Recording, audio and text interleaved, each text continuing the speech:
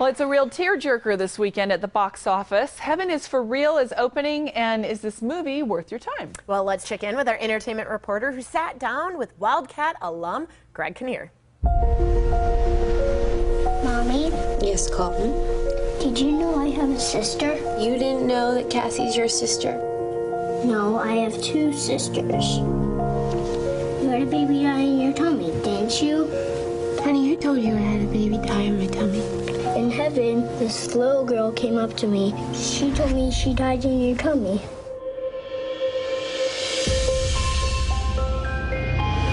We need to get him in surgery right away. The pain that I suffered watching my son that close to death.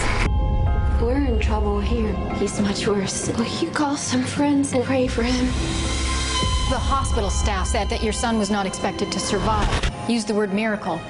Your son had a near-death experience. He saw things that I can't really explain. I lifted up and I looked down. Mom was in one room, you were in another room yelling at God. Greg, Heaven is for Real. Bestseller, New York Times. Yeah.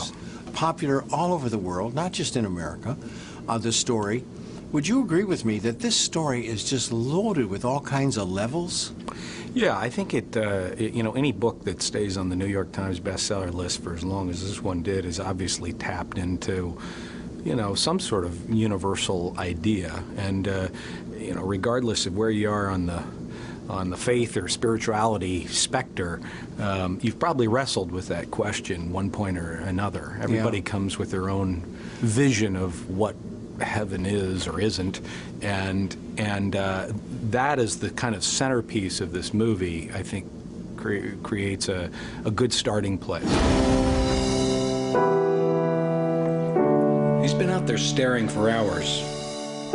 Is something wrong with Colton? Why do you say that? Sometimes he says weird things. I've been here. I don't think we've been here before, pal. You had a grandpa named Pop, right? He died when I was about your age. He's very nice.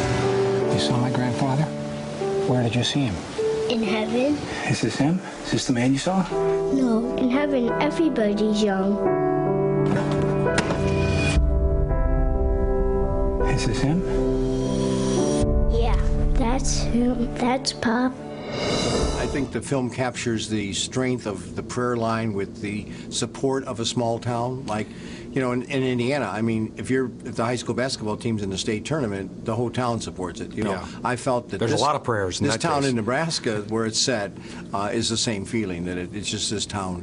Yeah, yeah, it was kind of a character in the film. I wasn't familiar with the book. I basically sat down with Randall, who I'd worked with, and We Were Soldiers, and you know, he's an excellent, obviously an incredible writer. He wrote Braveheart, and he's a hell of a director. Yeah, and he said, "You heard his book?" I said, "No," and he just told me the story, and I thought, well, even if that wasn't a book, that sounded like a compelling movie to me. But he had found a way to draft that script to find a way into the story where, you know, in a way, it doesn't get distracted with the question, is heaven for real?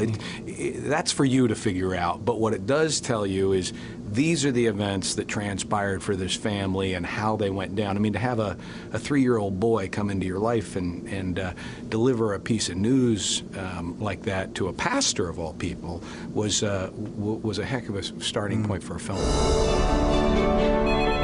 Honey, did you punch a kid in the nose? They were making fun of Colton. Is he gonna get a spanking? Heck no. She's going to teach you to hit without hurting your knuckles. I want to believe him. But everything he talks about is impossible. You saw heaven? What does it look like? It's beautiful. We all want to be supportive, but we can't have our town turned into a circus. They don't believe me, do they? Some people might be afraid to believe. Don't you think we need to be talking about this life? Do you think my son went to heaven? You don't have to worry. He told me everything was all right. He's making a difference. Haven't we already had a glimpse of something? Oh my gosh, I've got the chills from that movie. I know, and it's based on a true story, which makes it even more But the moment of silence, we were talking about, Jim interviewed Greg Kinnear during March Madness, and the Wildcats had just lost. And so we had a moment of silence that actually lasted about 30 seconds. So funny. I love him. Moment of silence. All right. Well, thanks so much, Jim. And it's time for another short break. But first, let's take a look back at some of our favorite moments from this past week. Good morning, sunshine. Good day, sunshine. Good day, sunshine.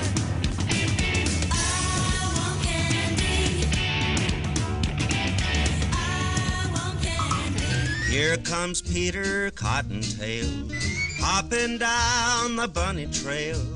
Hippity hopping, Easter's on its way. Try to do the things you should. Maybe if you're extra good, he'll roll lots of Easter eggs your way. Do the bunny hop, hop, hop, hop. Oh, join in the fun. Music provided by the new 106.3 The Groove.